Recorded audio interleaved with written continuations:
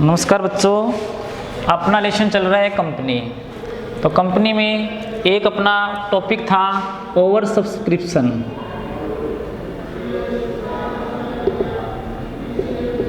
यानी over subscription होता क्या है? अधि अभिदान।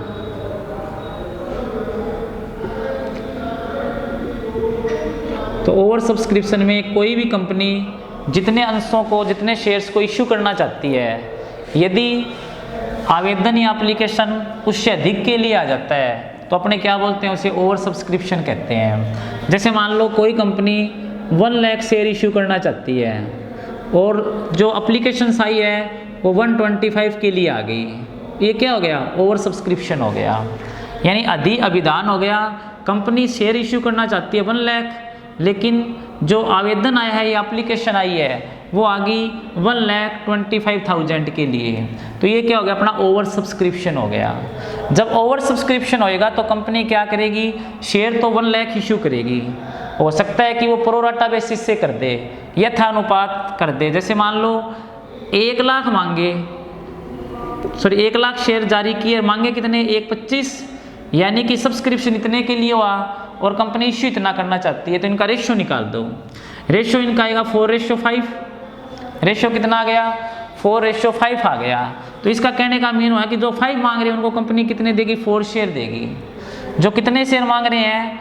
5 शेयर मांग रहे हैं और कंपनी उनको कितने शेयर देगी? 4 शेयर देगी। तो इसे क्या कहेंगे? अपने ओवर सब्सक्रिप्शन कहेंगे।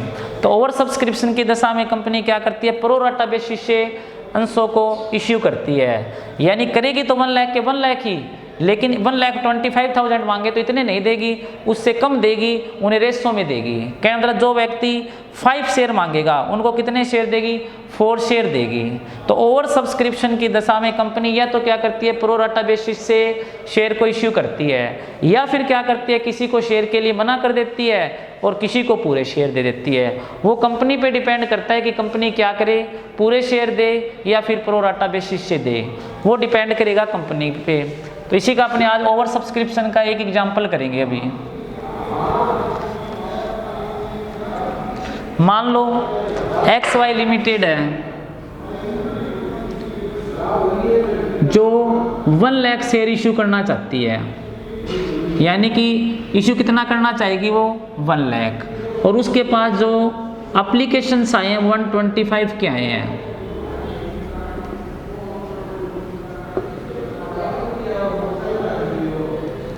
एप्लीकेशन जो रिसीव हुई है वो कितने के लिए है? 125 के लिए हुई, और शेयर कंपनी इश्यू करना चाहती है वो कितने करना चाहती है? 1 लाख करना चाहती है। अब अमाउंट इस प्रकार है, एप्लीकेशन पे 4 रुपीज, अलॉटमेंट पे 6 रुपीज और फर्स्ट कॉल पे 2 रुपीज, यानी टोटल जो शेयर है वो 10 रुपीज़ का है मान लो, जिसपे कंपनी एप्लीकेशन पे 4 रुपीज़ मांग रही है, अलॉटमेंट पे 6 रुपीज़ मांग रही है, फर्स्ट कॉल पे 2, इसका टोटल करें तो 12 हो जाता है, लेकिन शेयर 10 का ही है। तो इसमें क्या करेंगे? 4 तो कैपिटल के होंगे, 4 रुपीज़, तो 2 रुपीज़ जो ज़्यादा हो गए वो क्या होंगे? 2 रुपये इसमें सिक्योरिटी प्रीमियम के होंगे।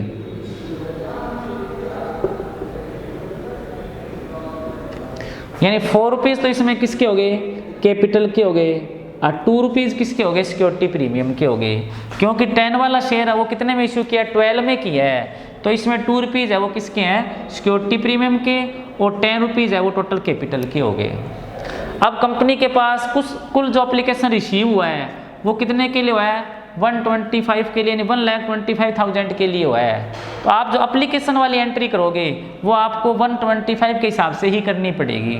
तो अपने एंट्री देखो, जर्नल एंट्री करते हैं, journal of XY limited.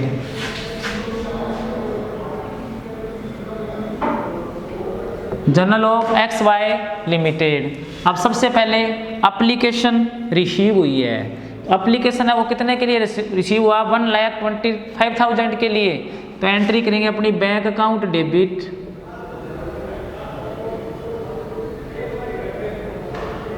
To equity share application account. Bank account debit to equity share application account. अब bank to equity share application हो गया तो 1,25,000 को एप्लीकेशन पे 4 रुपीज़ है, तो 4 से क्या करोगे, 4 से इसे मल्टीप्लाई करोगे तो ये आएगा 5 लाख, यानी 1,25,000 को 4 से मल्टीप्लाई करा के कितना आ गया, 5 लाख आ गया। तो बैंक में कितने रुपए रिसीव हुए अपने, 5 लाख हो गए, ये आ गया 5 लाख आ गए। दूसरी एंट्री अपने क्या करते हैं, शेयर एप्लीकेशन से शेयर कैपिटल में उतने ट्रांसफर करेंगे जितने शेयर इश्यू किए हैं। तो शेयर यहाँ पर हमने इश्यू 1 लाख किए हैं और एप्लीकेशन पे मनी कितनी है, एप्लीकेशन पे 4 रुपए हैं, तो शेयर एप्लीकेशन से जब शेयर कैपिटल में ट्रांसफर करेंगे तो वो 4 लाख करने पड़ेंगे।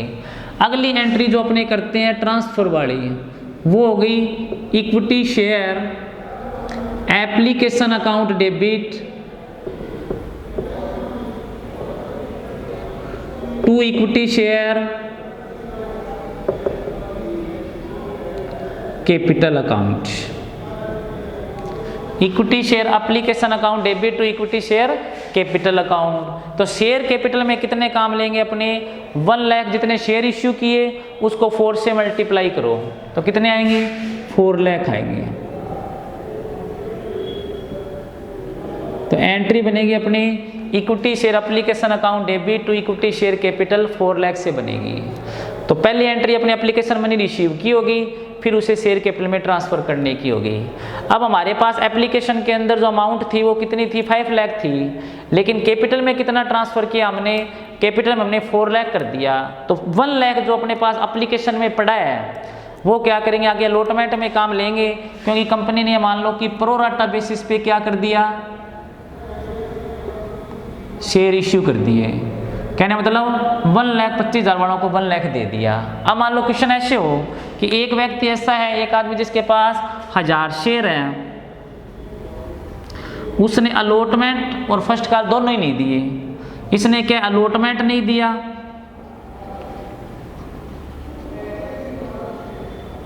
और फर्स्ट कॉल नहीं दी, बाकी सबने पैसे दे दिए। तो इसने न तो अलॉटमेंट नहीं दिया और न फर्स्ट कॉल दी, तो अपने क्या करेंगे, अलॉटमेंट मांगेंगे, पहले मांगेंगे तो सबसे मांगेंगे।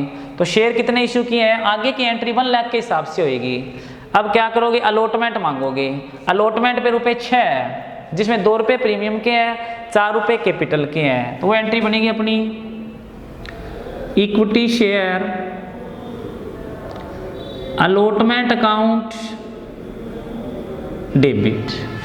Equity share allotment account debit. Equity share allotment है वो कितने से होएगा, 6 लाख से होएगा, क्योंकि 1 लाख शेयर है, 6 के हिसाब से कितना हो गया, 6 लाख हो गया।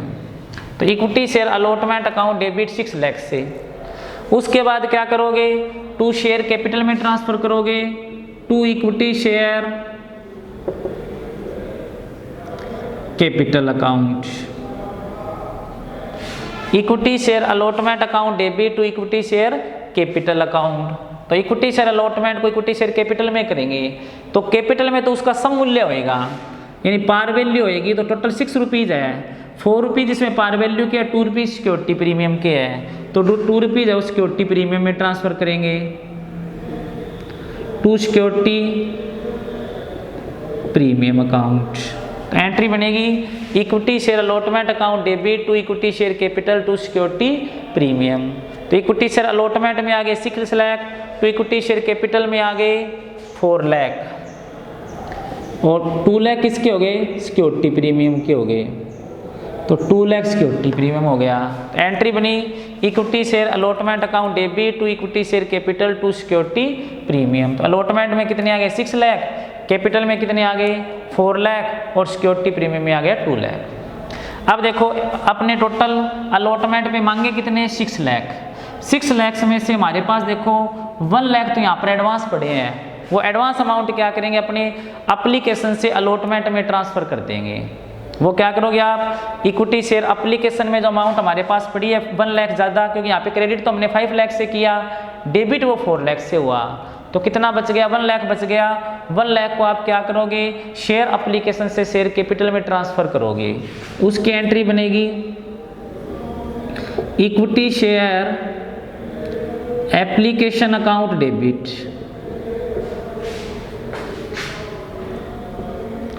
Equity share application account debit to equity share capital account, sorry equity share application से इक्विटी शेयर अलॉटमेंट में ट्रांसफर कर दो उसे। तो क्या आ गया, equity share application account debit to equity share allotment. Application से वो अमाउंट अलॉटमेंट में काम ले लो जो 1 लाख बचे हुए हैं, वो यहाँ पे 1 लाख आ गए। अब अपने अलॉटमेंट में टोटल राशि 6 लाख मांगी, 6 लाख, जिसमें 1 लाख आई हुई है। तो अलॉटमेंट पे हमें कितने रुपए और रिसीव करने हैं, 5 लाख करने हैं। अलॉटमेंट पे कितने रुपए रिसीव और करोगे, 5 लाख करोगे। तो 5 लाख जब रिसीव करोगे, अब एक ऐसा व्यक्ति जिसके पास 1000 शेयर है, उसने अलॉटमेंट नहीं दिया, अलॉटमेंट पे रुपए थे 6, तो इसका मतलब ये मानने में उसने 6000 नहीं दिए, लेकिन इसका 6000 नहीं होएगा क्योंकि इसका कुछ एडवांस भी तो आया हुआ है, 1 लाख अपना एडवांस आया हुआ है। तो पहले क्या करोगे, अलॉटमेंट पे कॉलिंग एरिया निकालोगे, अलॉटमेंट पर जो बकाया राशि है, तो अलॉटमेंट पे बकाया राशि कितनी होगी, टोटल अलॉटमेंट है वो था 6 लाख का, 6 लाख में से 1 लाख गए तो 5 लाख और चाहिए। और 5 लाख हमें कितने शेयर पे चाहिए, शेयर भी हमने इश्यू किए टोटल 1 लाख, तो 1 लाख शेयर पे अलॉटमेंट के 5 लाख बाकी पड़े हैं। तो डिवाइड किससे करो, 1 लाख से, यानी कि अब कितने पे रिसीव नहीं हुआ, 1000 पे रिसीव नहीं हुआ। कितने पे रिसीव नहीं हुआ, 1000 पे।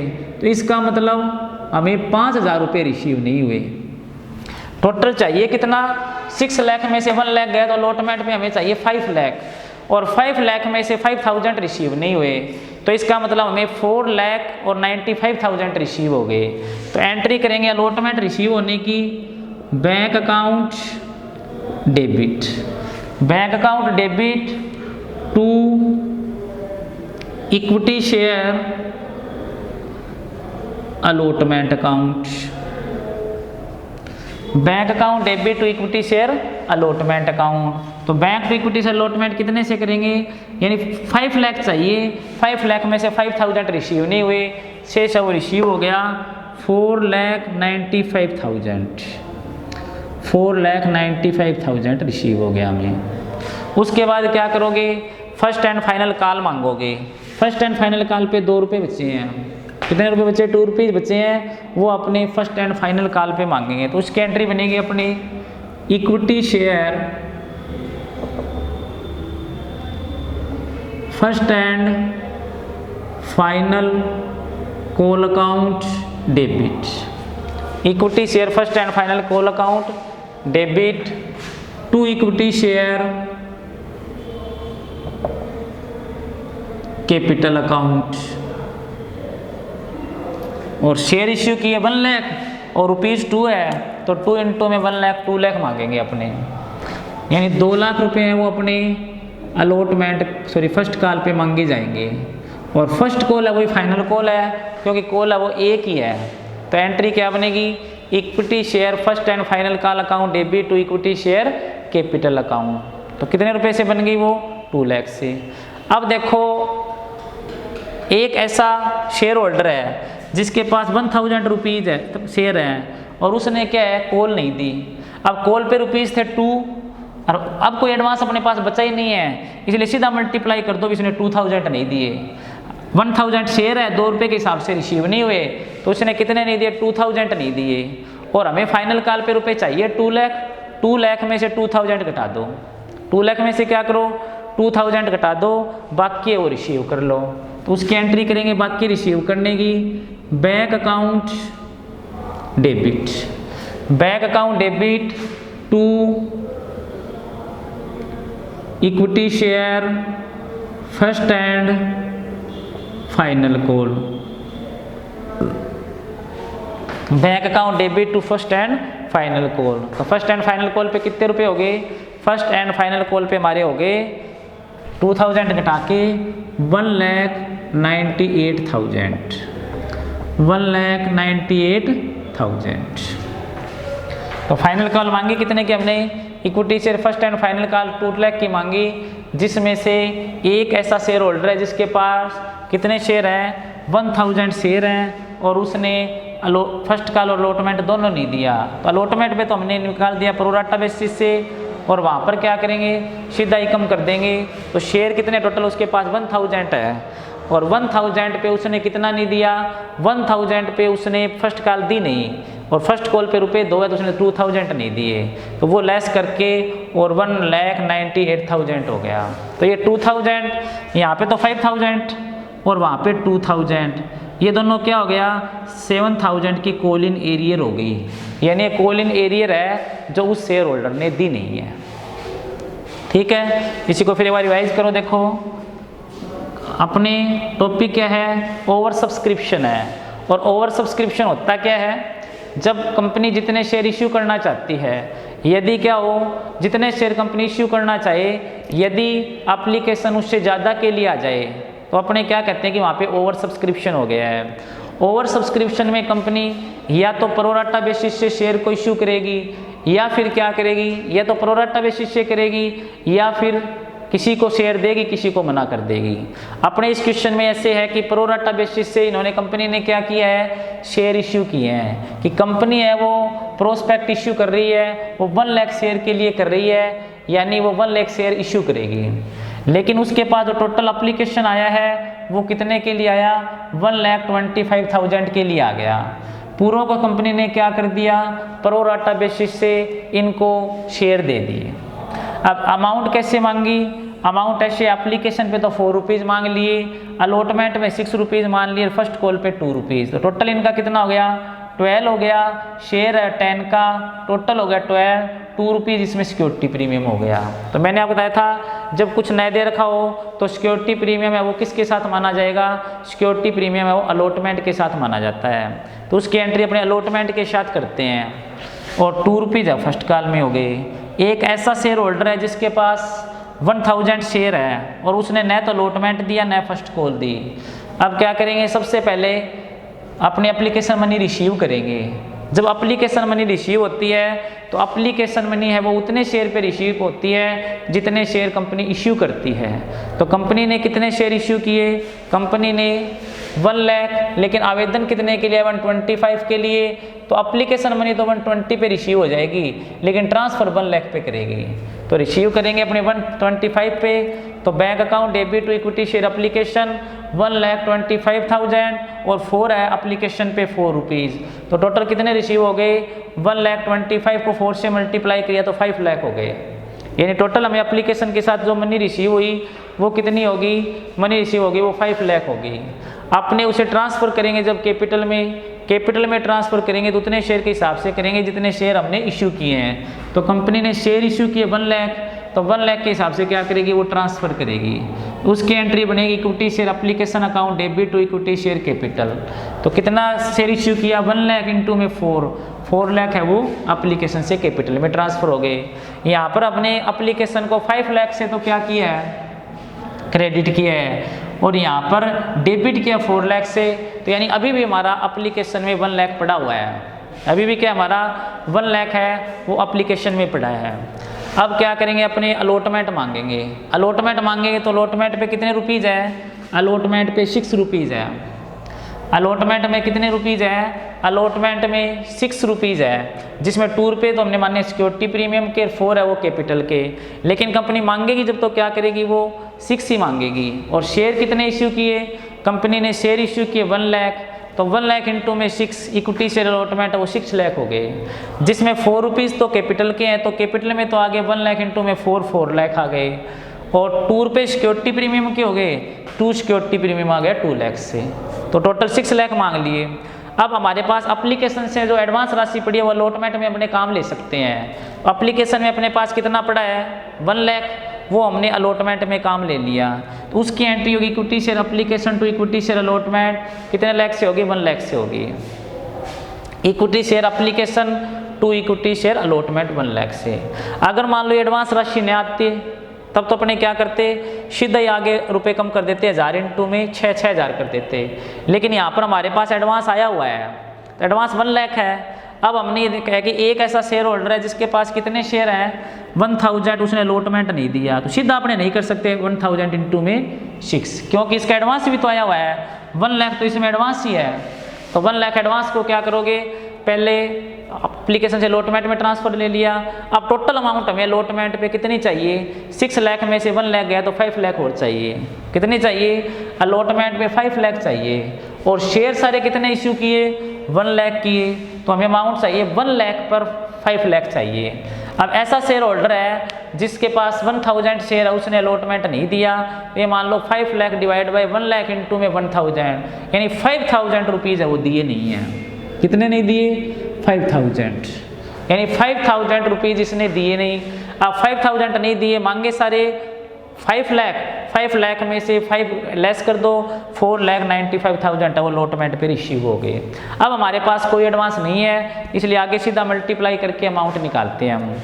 अब हमने मांगा फर्स्ट एंड फाइनल कॉल, तो फर्स्ट एंड फाइनल कॉल पे 2 रुपीज़ बचे हैं, और शेयर सारे इश्यू किए 1 लाख, तो 1 लाख इंटू में 2 कितने हो गए, 2 लाख हो गए।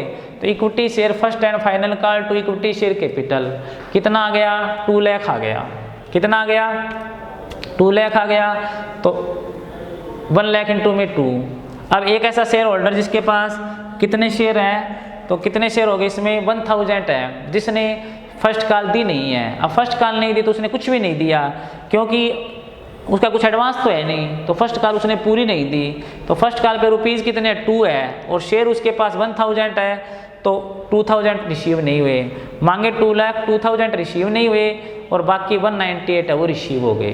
तो जब रिसीव करेंगे तो उसकी एंट्री क्या होगी, bank account debit to equity share first and final call. ये अपना क्या हो गया, ओवर सब्सक्रिप्शन हो गया। तो ओवर सब्सक्रिप्शन की दशा में कंपनी क्या करती है, या तो प्रोराटा बेसिस से ये शेयर इश्यू करेगी, या फिर किसी के शेयर एप्लीकेशन को रिफ्यूज़ कर देगी और किसी को पूरे शेयर इश्यू कर देगी। तो आज के लिए इतना ही, धन्यवाद।